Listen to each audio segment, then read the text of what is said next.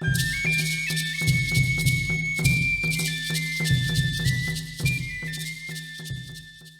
día de hoy haremos una pequeña narración acerca de cómo se llevaban a cabo las celebraciones mortuorias funerarias de los gobernantes mixtecos, en particular de Sachila, que se encuentra más o menos a unos 6 kilómetros de la ciudad de Oaxaca, del estado mexicano de Oaxaca. En lo particular, me impresionaron mucho los detalles que rodean a una celebración tan importante como esta.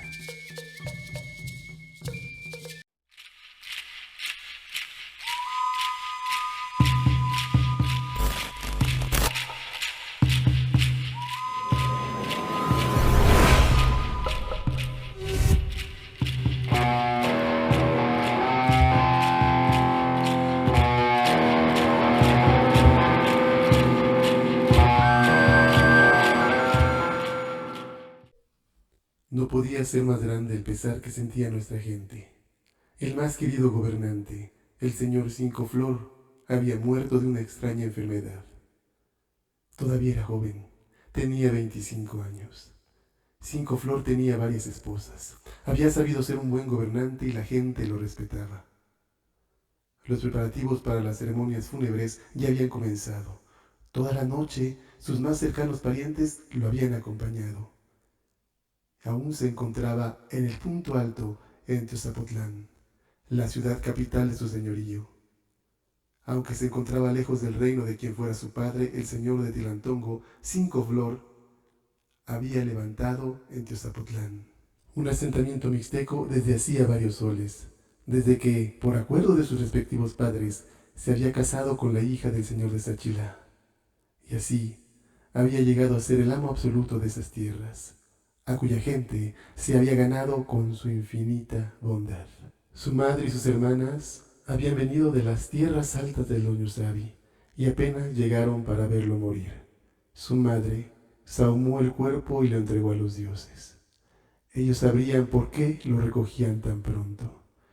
Seguramente porque había sido muy bondadoso y por eso le tenían otra misión encomendada. Pero ese razonamiento no liberaba al grupo de mujeres de su gran pena. Su madre, sus esposas y sus hermanas lloraban a gritos la muerte del Señor, lo mismo que sus sirvientes más allegados. Las ceremonias fúnebres se iniciarían al amanecer. Mientras tanto, Cinco Flor fue vestido por última vez por los sacerdotes con ropas de algodón blanco y sandalias nuevas de Ixtle, y fue colocado sobre una estera con andas. Sus manos fueron cruzadas sobre el pecho y en sus dedos le pusieron cuidadosamente dos grandes anillos de filigrana de oro que representaba su linaje y su misión de conquistador.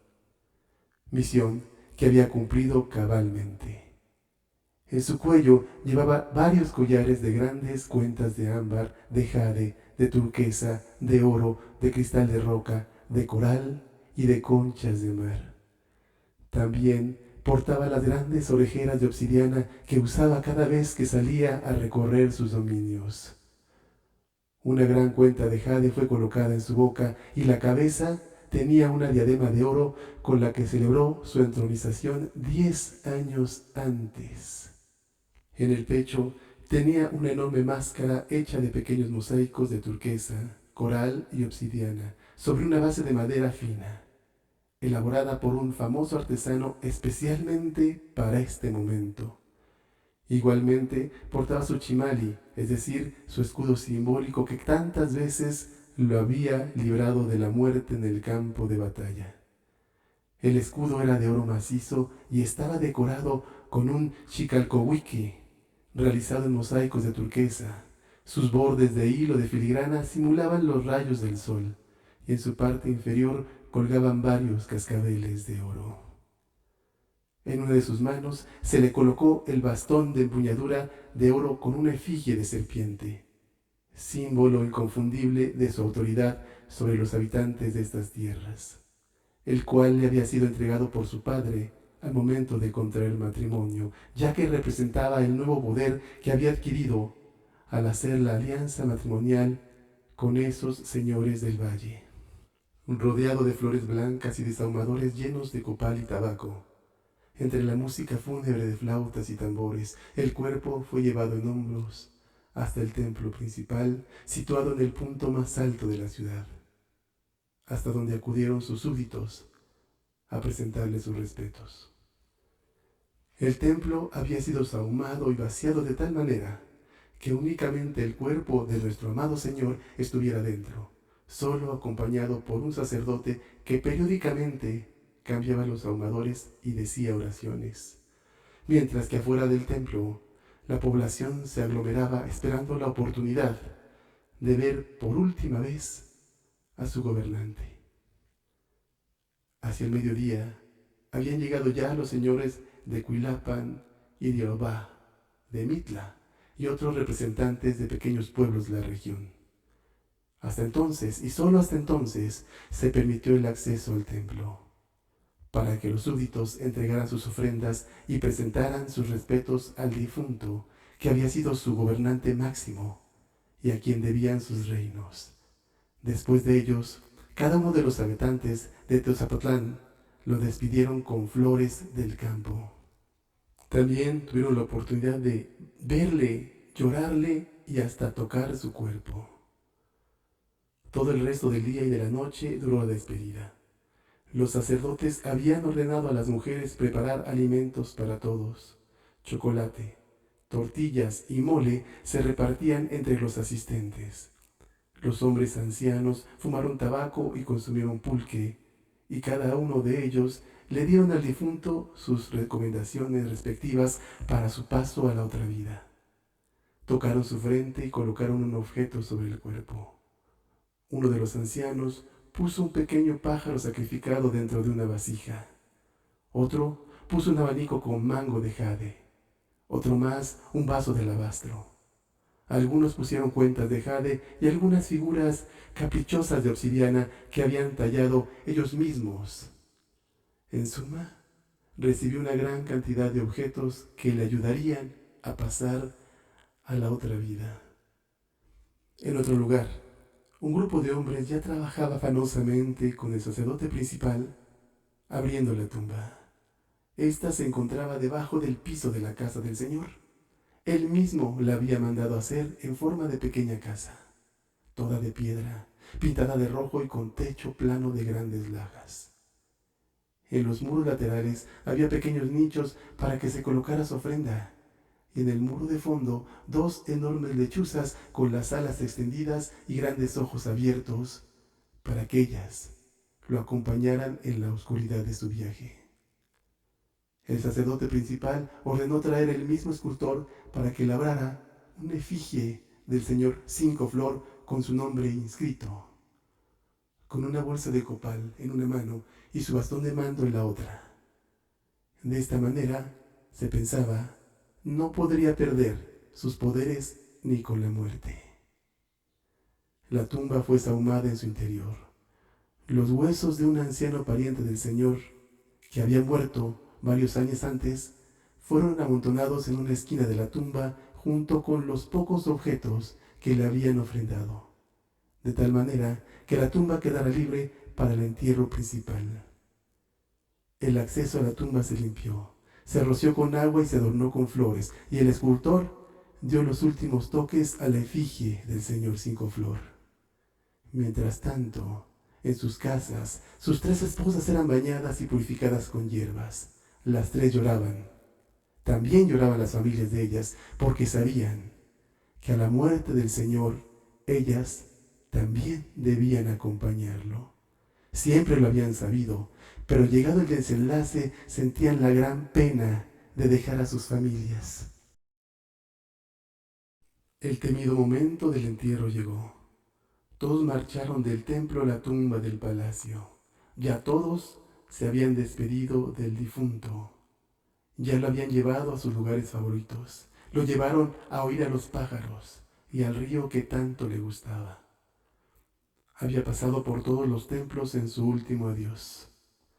Al llegar a la tumba, el sacerdote principal lo recibió diciendo oraciones. El cuerpo fue depositado en la entrada, mientras le colocaban diversas ofrendas como caracoles marinos, collares de jade y vasijas pintadas. Luego los sacerdotes bajaron a la tumba y deslizaron el cuerpo hasta acomodarlo con la cabeza cerca de las lechuzas esculpidas en el muro. Y en medio de oraciones fueron poniendo toda la ofrenda que llevaría el Señor: vasos en forma de garra de jaguar, platos pintados para su comida, ollas con alimentos y con agua, vasos con patas en forma de serpiente y cabezas de águila, pintadas con fondo amarillo y colores rojos y negros, platones decorados con mariposas, monos y jaguares, y grandes cantidades de copal. Todo ello dispuesto para acompañar al gran Señor. De pronto llegaron las esposas, todas ellas jovencitas, bellas, vestidas de blanco y purificadas por los sacerdotes. Entre el llanto de su familia, las mujeres bajaron a la tumba. Iban resignadas, aceptando humildemente su destino. Un solo golpe de sacerdote bastó para que cada una de ellas cayera muerta, ofrendada a su Señor, para que lo acompañaran en el otro mundo. Igual suerte corrieron dos de sus fieles servidores y su perro negro, que no podía faltar en el sepelio. En medio del llanto a gritos de las plañideras y de las familias, fue notable el momento en que la madre de la esposa principal depositaba la única ofrenda para su querida hija, un pequeño plato decorado con pintura roja, en cuyo borde estaba prendido un indefenso colibrí azul, testimonio del amor que le tenía.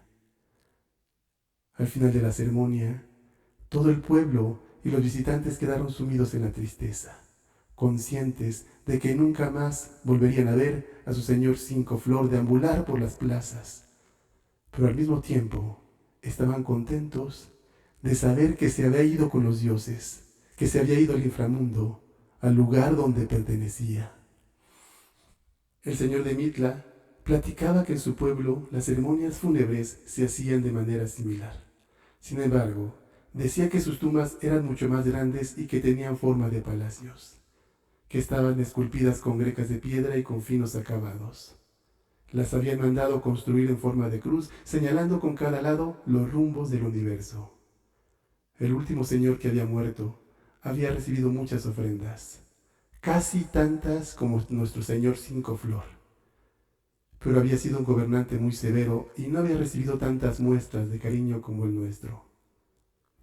El pequeño hermano de Cinco Flor, quien era heredero del trono, el mismo día de su entronización expresó su voluntad de que a su muerte fuera enterrado allá arriba, en el Cerro del Jaguar, es decir, en Monte Albán, en una de las tumbas de los grandes señores Benizá, para así honrar a esa gran ciudad y a sus legendarios guerreros al momento de su muerte. Y así será. Buscaremos para él una tumba, porque la palabra de nuestro Señor es mandato. Así se hará. Y así fue como se realizó el entierro de un gobernante místico, el señor Cinco Flor. Espero que les haya gustado. Tlazocamati. Muchas gracias y hasta pronto.